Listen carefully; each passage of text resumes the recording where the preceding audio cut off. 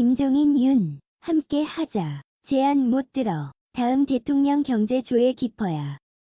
김종인 82 전 국민의힘 비상대책위원장이 지난 6월 16일 윤석열 전 검찰총장 측이 김종인 전 위원장과 함께할 수 있다는 취지의 메시지를 낸 것에 대해 그건 그 사람들이 메시지를 낸 거고 나 개인의 결심하고는 별개의 사항이라고 평가절하했다. 그는 윤 전 총장에 대해 검찰총장 그만둔 지가 벌써 3개월 넘어간 것 아니냐며 대략적으로 성향이 어떻다는 건 이미 다 노정이 돼서 나름의 판단을 할 수 있는 기준을 내가 갖고 있기 때문에 그것에 따라서 내가 알아서 판단하면 되는 것이라고 했다. 김 전 위원장은 윤 전 총장이 아직 공식적으로 출마 선언을 안 했기 때문에 잘 모르겠다면서도 공식적으로 선언을 하면 어떤 성향이란 걸 더 판단할 수 있게 되는데 그때 판단을 할 수밖에 없는 것이라며 여운을 남기기도 했다. 김종인 전 위원장과 함께할 수 있다는 윤 전 총장의 제안에 대해 어떻게 생각하나? 제안을 했다고?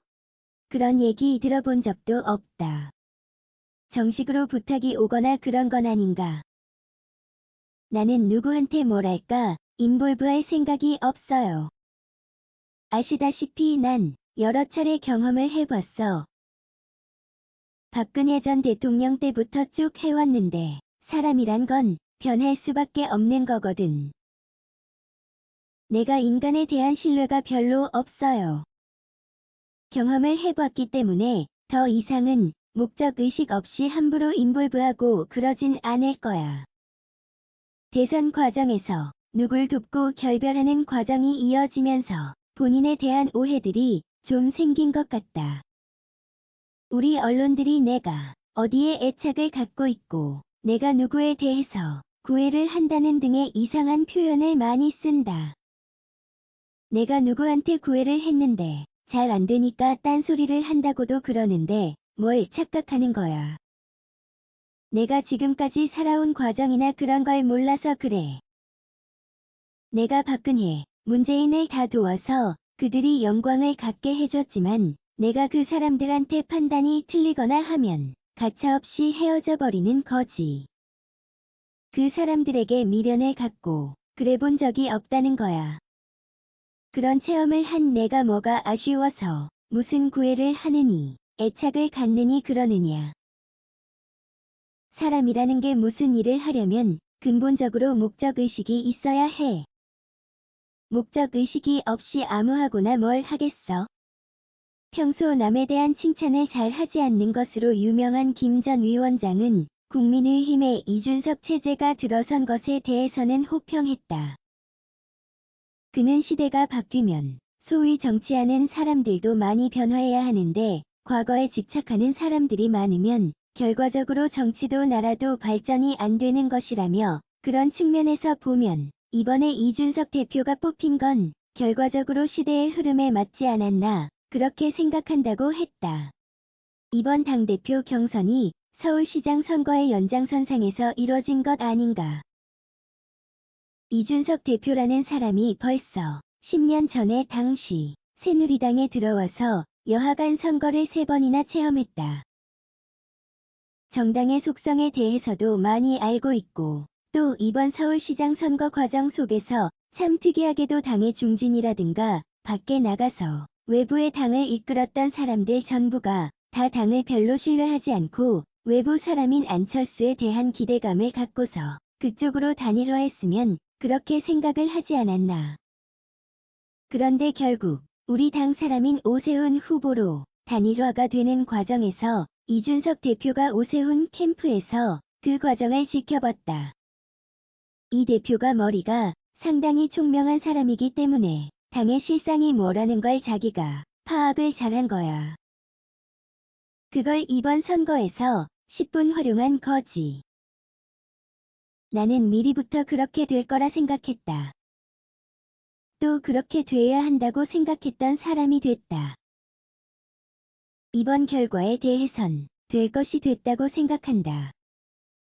세대 교체 이상의 의미가 있다고 보는 것 같다. 그냥 단순하게 세대 교체를 했다는 평가가 많은데 이 대표는 자기의 노력에 의해서 그걸 달성했다고. 어떻게 인위적으로 세대 교체가 된 게 아니고 지난 10년 동안 정치를 자기 나름대로 습득을 한 것이다. 그게 지난 서울시장 선거와 연결이 된 거야. 나경원, 주호영 후보가 이준석 대표를 많이 공격했는데 그거야 그 사람들이 열세에 몰리니까 공격을 할 수밖에 없지. 이번에 원체 일반 국민 여론이 기우니까. 근데 결국 내가 보기에 결과적으로 현명치 못한 선택을 한 거야. 나경원 후보가 당원표는 더 많이 받지 않았나. 그거야 우리 당원들 70% 이상이 60에서 70대 분들이니까.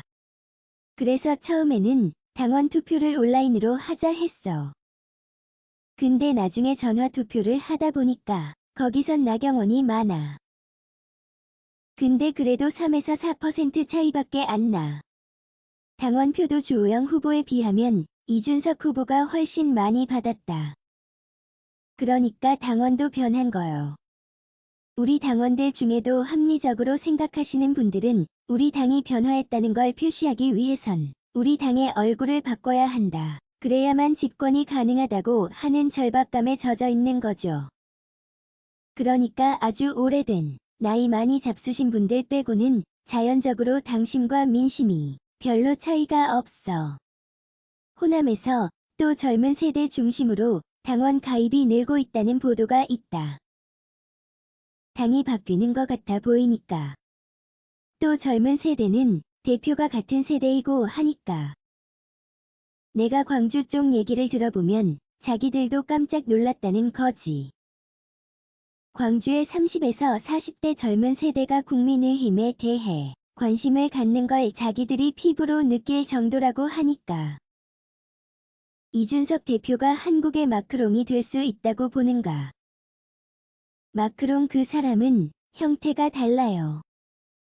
그 사람은 자기가 새롭게 당을 만들어가지고 성공한 사람인데 지금 우리는 헌법상 만 40세가 되지 않으면 대통령 피선거권이 없기 때문에 그렇게 단순 비교를 할 수가 없어.